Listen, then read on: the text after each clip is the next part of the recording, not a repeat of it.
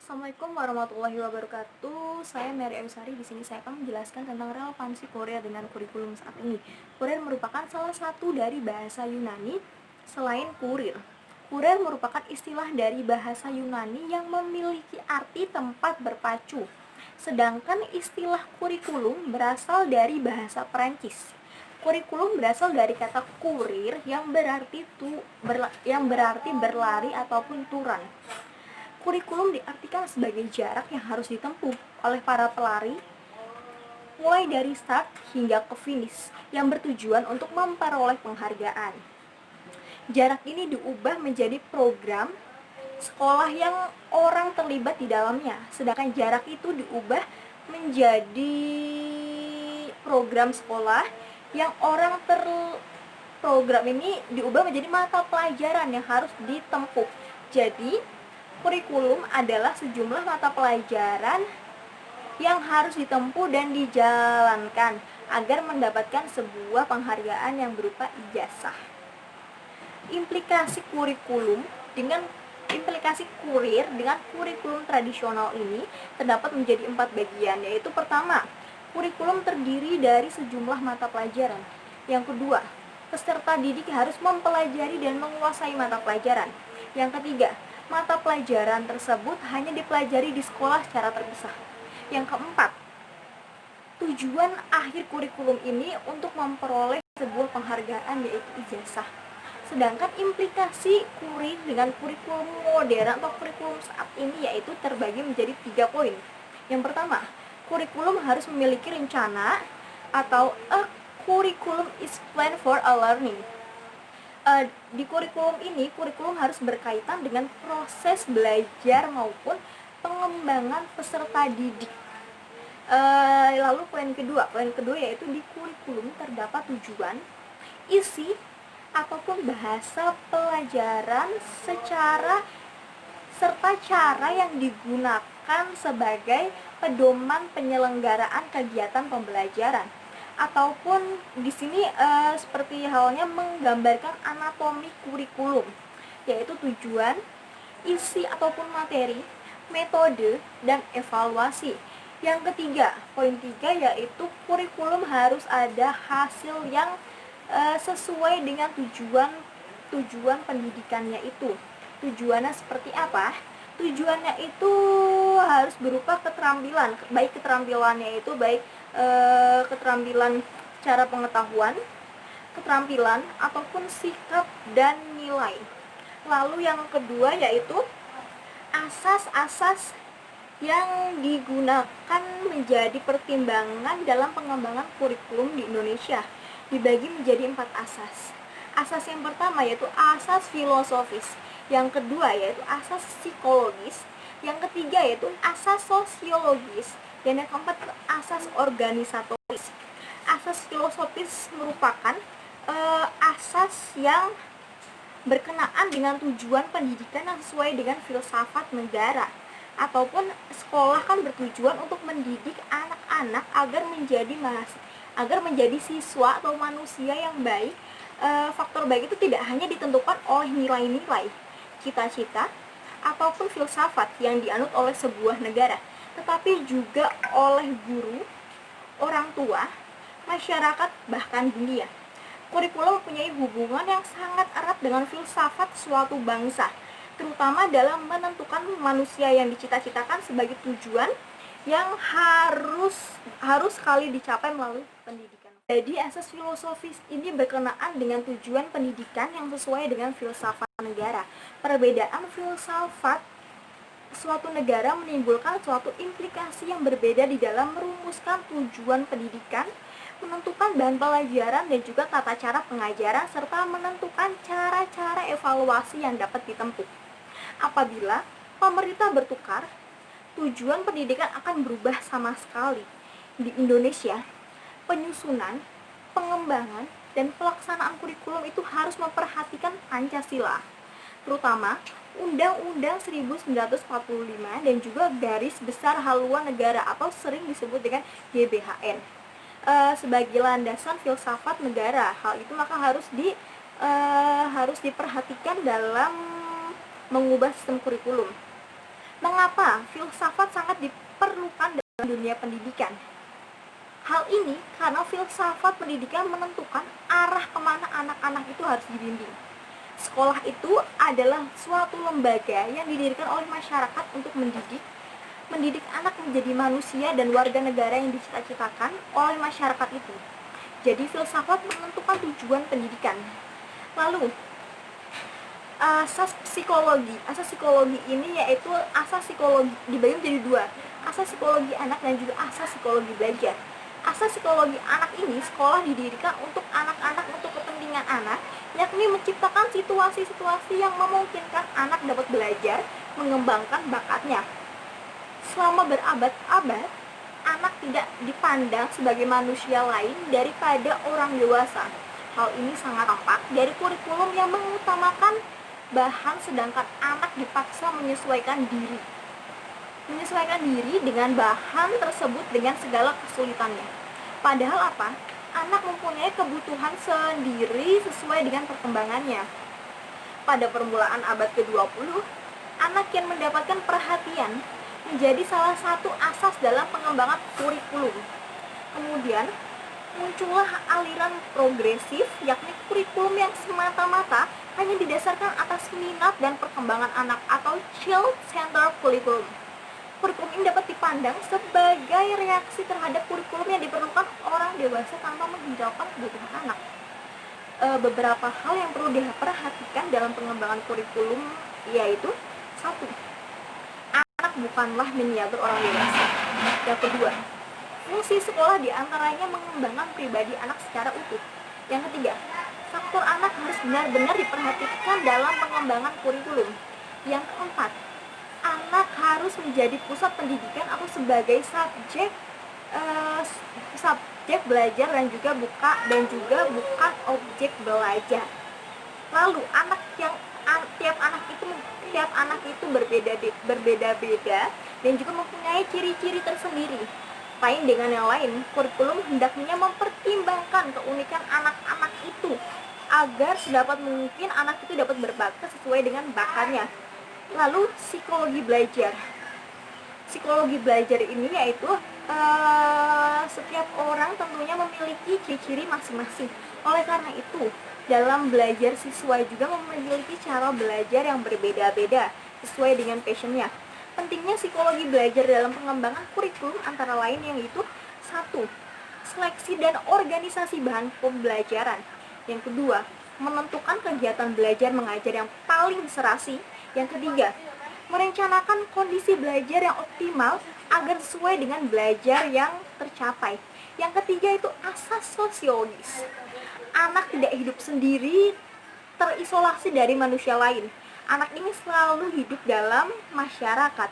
Disitulah anak memenuhi tugas-tugasnya yang harus dipenuhi, yang harus dilakukan dengan penuh tanggung jawab, baik dalam segi anak maupun dalam segi jika ia dewasa kelak.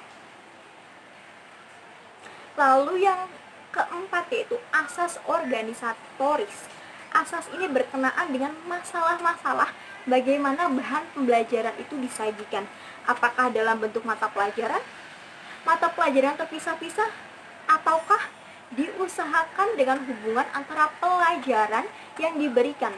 Misalnya dalam bentuk Broadfield atau bidang studi seperti IPA, IPS, dan juga bahasa, ataukah diusahakan hubungan itu secara lebih mendalam dengan menghapuskan segala batas-batas mata pelajarannya itu dalam bentuk kurikulum terpadu.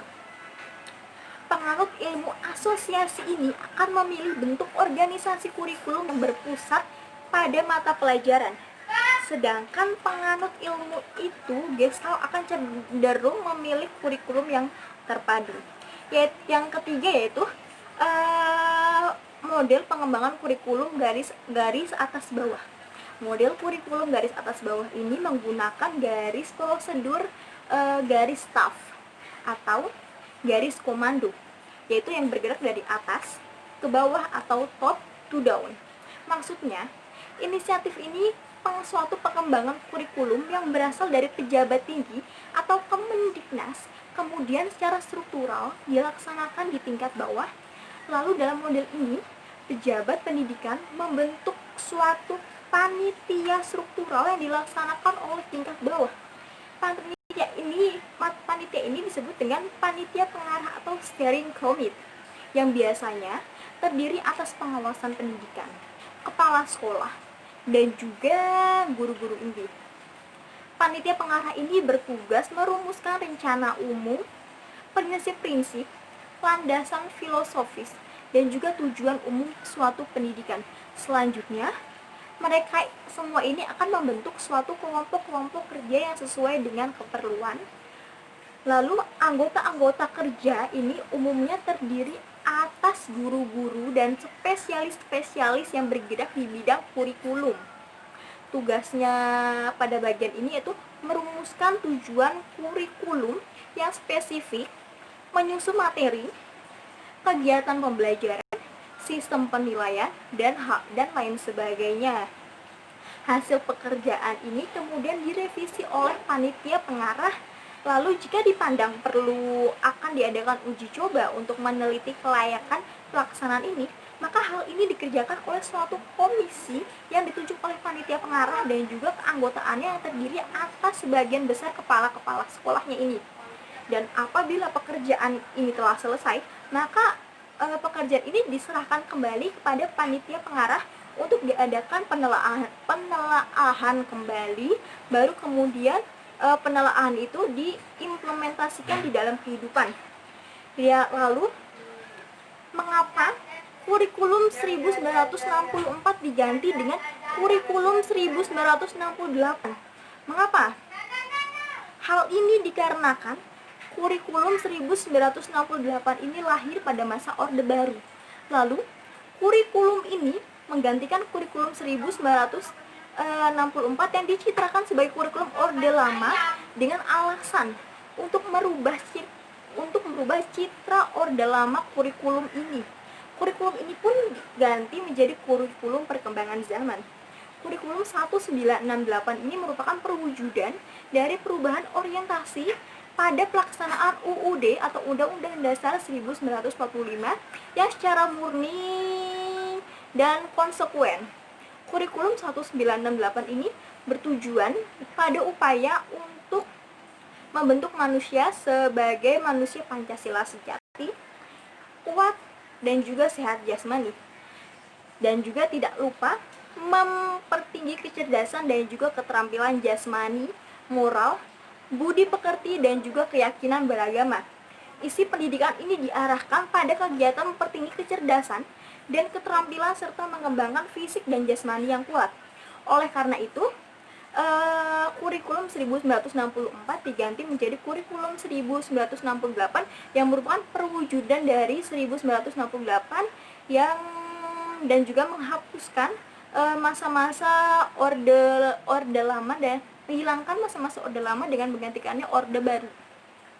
Yang kelima yaitu landasan diterapkannya kurikulum 1975. Kurikulum 1975 ini menekankan pendidikan lebih efektif dan juga pendidikan lebih efisien. Menurut Mujito, Direktur Pembinaan TK dan juga SD Departemen Pendidikan Nasional kala itu, kurikulum ini merupakan kurikulum yang lahir karena pengaruh konsep dalam bidang manajemen MBO atau manajemen by objective. Metode, materi, dan juga tujuan pengajaran dirinci dalam prosedur pengembangan sistem instruksional atau biasa disingkat dengan PPSI yang dikenal dengan istilah satuan pelajaran, yaitu rencana pelajaran setiap satuan kebahasaan. Lalu karakteristik dari kurikulum 1984. Karakteristik kurikulum 1984 ini yang pertama, mengusung proses scale approach. Meski mengutamakan pendekatan proses, tapi faktor tujuan tetap penting. Kurikulum ini juga sering disebut oleh kurikulum 1975 yang disempurnakan. CBSA atau CBSA merupakan suatu upaya dalam pembaharuan pendidikan dan pembelajaran pada masa itu. Pendekatannya menitik beratkan pada keaktifan siswa yang merupakan inti dari kegiatan belajar. Dalam CBSA ini, kegiatan belajarnya diwujudkan dalam berbagai bentuk kegiatan, seperti kegiatan mendengarkan, kegiatan berdiskusi, membuat sesuatu, menulis laporan, memecahkan masalah, membentuk gagasan, serta menyusun rencana. Materi pembelajaran ini dikemas dengan menggunakan pendekatan spiral. Spiral itu adalah suatu pendekatan yang digunakan dalam pengemasan bahan ajar yang berdasarkan kedalaman dan keluasan materi pembelajaran. Lalu kurikulum ini juga menambahkan pengertian terlebih dahulu sebelum diberikan latihan. Lalu pada kurikulum ini lalu materi yang disajikan dalam kurikulum 1984 ini berdasarkan tingkat kesiapan atau kematangan dari masing-masing siswa tersebut. Pemberian materi ini pembelajaran didasarkan beberapa tingkatan kematangan mental siswa, dan juga penyajian pada jenjang pendidikan sekolah dasar harus melalui pendekatan konkret, semi konkret, semi abstrak, dan juga abstrak, dengan menggunakan pendekatan induktif dari contoh-contoh kesimpulan dari yang mudah menuju ke yang sukar, ataupun dari yang sederhana menuju ke yang kompleks. Lalu, karakteristik yang selanjutnya yaitu menggunakan pendekatan keterampilan proses. Keterampilan proses adalah pendekatan belajar siswa, pendekatan mengajar yang memberi tekanan kepada proses pembentukan keterampilan memperoleh pengetahuan dan juga mengkomunikasikan perolehannya. Lalu pendekatan keterampilan ini diupayakan ataupun dilakukan secara efektif dan juga efisien dalam mencapai suatu tujuan pembelajaran. Kemudian, kelemahan dari kurikulum KBK. Kelemahan dari kurikulum KBK ini adalah: 1. Dalam kurikulum KBK ini hasil belajar indikator ini sudah disusun, atau padahal indikator sebaiknya disusun oleh seorang guru, karena guru yang paling mengerti tentang kondisi peserta didik dan lingkungannya. Yang kedua, konsep KBK sering mengalami perubahan termasuk pada urusan standar kompetensi dan juga kompetensi dasar, sehingga menyulitkan guru untuk merancang pembelajarannya serta berkelanjutan. Yang ketiga, paradigma guru dalam pembelajaran KBK ini masih seperti kurikulum sebelumnya, yaitu yang lebih pada teacher oriented atau berorientasi kepada gurunya, bukan berorientasi kepada muridnya. Jadi guru hanya menjelaskan saja. Yang keempat yaitu memandang kompetensi sebagai sebuah entitas yang bersifat tunggal, ataupun padahal kompetensi merupakan a complex combination of knowledge, attitude, skill, and values display in the context of text performance. Kalimat ini berdasar pendapat Gorzi pada tahun 1997, yaitu sistem pengukuran perilaku yang menggunakan paradigma behaviorisme ditengarai tidak mampu mengukur perilaku yang menggunakan paradigma behaviorisme, lalu ditengarai perilaku yang dihasilkan dari pembelajaran bermakna atau significant learning, dan juga kendala yang dihadapi dalam mengimplementasikan KBK ini adalah waktu, biaya, dan juga tenaga yang banyak. Lalu apa yang saya ketahui tentang kurikulum bermuatan lokal? Kurikulum bermuatan lokal adalah kurikulum yang suatu program pendidikan dalam bentuk mata pelajaran, atau implikasinya itu adalah muatan-muatan lokal saja yang harus disusun secara sistematis, logis, dan juga terencana, yang terdiri atas berbagai komponen yang saling menunjang dan saling mempengaruhi. Komponen tersebut ini antara lain yaitu tujuan, materi, metode, media, sumber belajar, dan juga sistem penilaian. Kurikulum bermuatan lokal ini juga berisi materi ataupun bahan pelajaran yang bersifat lokal-lokal saja. Implikasinya yaitu pengembangan materi atau bahan pembelajaran tersebut harus dikaitkan dengan kondisi, potensi, karakteristik, keunggulan, dan kebutuhan di daerah serta di dalam lingkungan seperti keadaan alam, sosial dan juga budayanya yang dituangkan dalam bentuk mata pelajaran dengan alokasi waktu tersendiri. Contohnya kurikulum bermuatan lokal ini seperti pada di sekolah-sekolah yang berada di daerah pasti terdapat beberapa bahasa daerah yang menjadi kurikulum bermuatan lokal. Selanjutnya itu tahap-tahap pengembangan kurikulum. Tahap yang pertama itu studi kelayakan dan juga kebutuhan. Studi kelayakan dan kebutuhan ini merupakan pengembangan kurikulum melakukan kegiatan analisis kebutuhan dan juga merumuskan dasar-dasar pertimbangan bagi para pengembangan kurikulum ini. Untuk situasi pengembangan perlu melakukan studi dokumentasi dan juga studi lapangan ataupun studi kasus yang terjun langsung ke dalam lapangan itu. Lalu yang kedua yaitu penyusunan konsep awal perencanaan kurikulum. Jika apabila kita ingin menyusun pengembangan kurikulum atau mengembangkan kurikulum, tentunya kita juga harus mengetahui kita harus menyusun konsep awal dalam perencanaan kurikulum terlebih dahulu. Konsep awal yang dirumuskan ini berdasarkan rumusan kemampuan. Selanjutnya rumusan tersebut dirumuskan menjadi tujuan, isi, strategi pembelajaran sesuai dengan pola kurikulum sistematik. Langkah yang ketiga yaitu langkah pengembangan rencana untuk melaksanakan kurikulum. Penyusunan rencana ini mencakup penyusunan silabus, pengembangan bahan pelajaran, dan juga sumber-sumber materi yang lainnya. Lalu langkah yang keempat yaitu pelaksanaan uji coba kurikulum di lapangan. Setelah diadakan rencana dan juga melaksanakan kurikulum, maka kurikulum tersebut kita uji coba terlebih dahulu apakah kurikulum itu cocok atau tidak.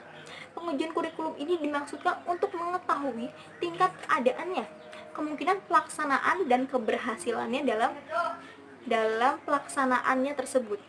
Keberhasilan, tapi juga jangan lupa tentang hambatan, masalah-masalah yang timbul, dan faktor-faktor pendukung yang tersedia yang berkaitan dengan pelaksanaan kurikulum tersebut. Tahap selanjutnya yaitu pelaksanaan kurikulum. Ada dua kegiatan yang perlu dilakukan dalam pelaksanaan kurikulum, yaitu kegiatan desiminasi, yakni pelaksanaan kurikulum dalam lingkup sampel yang lebih luas, yaitu pelaksanaan kurikulum secara menyeluruh yang mencakup semua satuan pendidikan pada jenjang yang sama.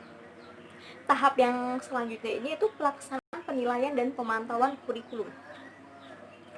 Selama pelaksanaan kurikulum ini perlu dilakukan penilaian dan pemantauan secara terus-menerus yang agar kurikulum tersebut dapat bernilai akurat yang selanjutnya dapat digunakan sebagai bahan untuk melakukan pada kurikulum tersebut bila diperlukan atau melakukan penyesuaian kurikulum dengan suatu keadaan tersebut.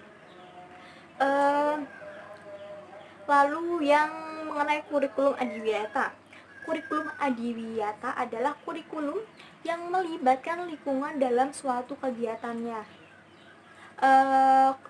Lingkungan itu dilibatkan dalam kegiatan pembelajaran kepada siswa, yaitu program sekolah adiwiyata ini memiliki 4 aspek di dalamnya, yaitu aspek kebijakan berwawasan lingkungan, aspek kurikulum, sekolah berbasis lingkungan, aspek kegiatan berbasis partisipatif, dan juga aspek pengolahan sarana pendukung ramah lingkungan.